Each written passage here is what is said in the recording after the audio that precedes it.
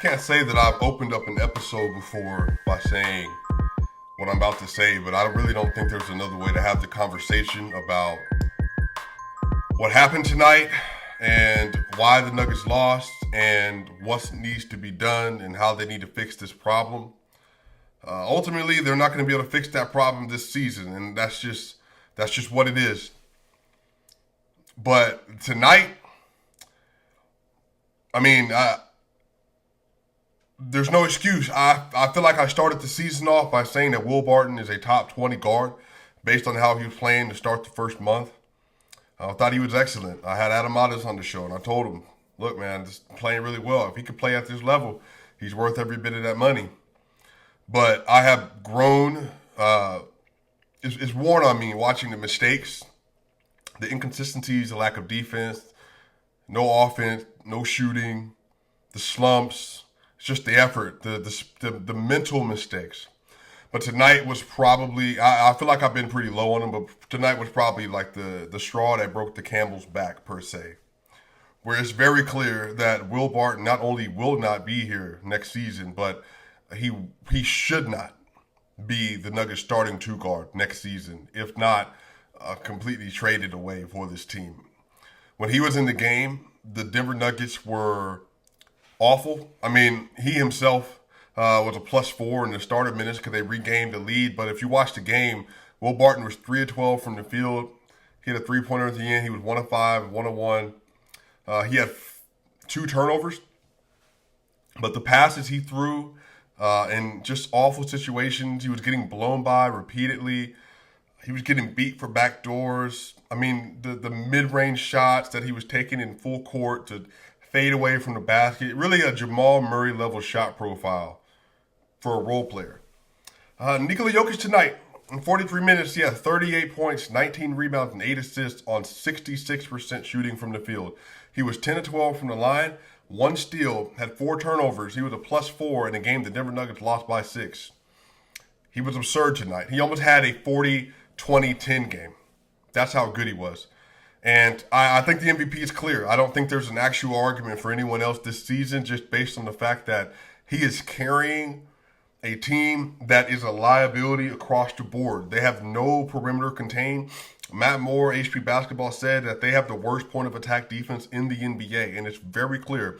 Monte Morris, not a defender. Will Barton, at 6'6", ideally would be a defender, is a worse defender than Monte Morris. Jeff Green, not a great defender. Aaron Gordon, he had to go for 24, 5, and 3 tonight, 9 of 11 shooting and 4 of 6 from 3. He was a +9. Played great. Played really well. But again, he can only do so much at different points in time. The Timberwolves play, they came out, they shot well. The Timberwolves, they know what they need to do. Karl Anthony Towns, 32 and 9 today. D'Angelo Russell had been averaging 11.8 points a game in the last 11 games. He had 4 points and 4 assists tonight, and 6 of 12 and 40% from the 3 and 10 of 11 from the free throw line. And again, all of this is tied back into the guard play. They were terrible. Guards were terrible. Boogie Cousins tonight. Boogie Cousins played 5 minutes. He was a -10. He had a turnover that led to a 13-point balloon in the lead. Nikola Jokic went out of the game at 94-92. The Denver Nuggets were up. Looks like they had a chance to close and win. Going into the fourth quarter, Nikola Jokic left. 45 seconds later, at the end of the third quarter, they were down 98-94. And then by the time he came back in the game, it was 96-105. It was embarrassing. It was embarrassing. Bones Highland night, 14 points, 4 rebounds, and 7 assists, 3 of 14 from the field, 2 of 12 from 3, 6 of 6 from free throw. But the thing is, Bones Highland will give it to you. He plays consistent, he plays with heart, and he gives you everything he has in the momentum shift. And had he had a decent game tonight, an average game, they would have won.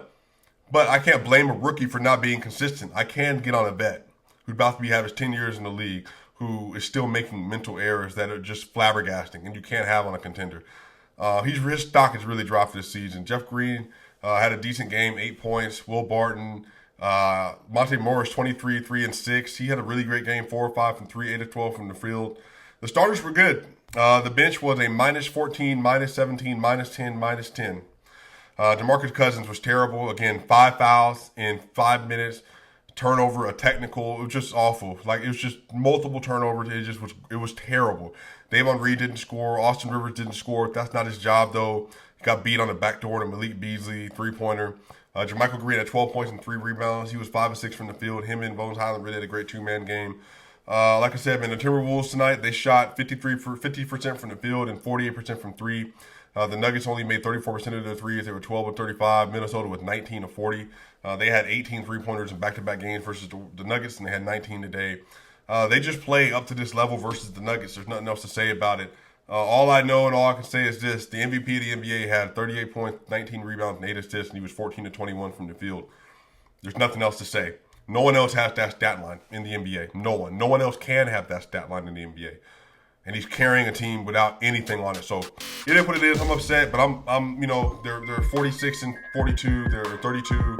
They're 2 games above the play-in. They're a half game behind the Jazz now. So we'll see what happens with the Jazz when they play next. They play the Lakers on Sunday. Y'all, we'll be back for another episode. Y'all, hey, I'm gonna see y'all soon.